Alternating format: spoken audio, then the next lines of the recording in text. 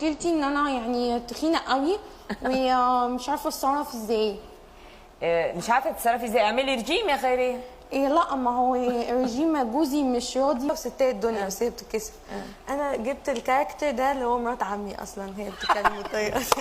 اتفضلي. بس هو اتفاجئ ان انا قلت له من شويه ان الشخصيه دي هي مرات عمي. قال لي هي وقعتني مره، انا مش واخد بالي مره. اللي هي الشخصيه اللي بالصوت اللي كان في يعني هي بتتكلم بالطريقه دي يعني، أيوة. وست ظريفه حبوبه بس ستايل في الكلام بقى، فدي فظيعه في التقليد. واتفاجئت ان انا لما يعني هنيدي كان بيكتب الكلام ومش عارفه ايه، قال لي قولي اسمك ان انت خيريه. فقلت خيريه، طلعت مامه مرات عمي اسمها خيريه بالصدفه. وما شاء الله بالغه بابا. كل كان طب احنا هنعمل المكالمه دي تاني، فاكره؟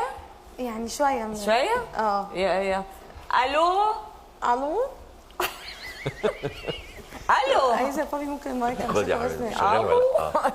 مراتك بتتكلم كده احسن. بص هو لا اكيد بياخد باله.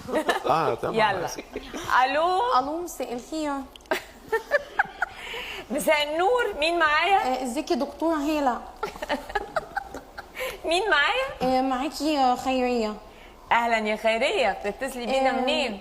انا بتصل من القاهره، بس انا مشكلتي ان انا يعني تخينه قوي ومش عارفه اتصرف ازاي.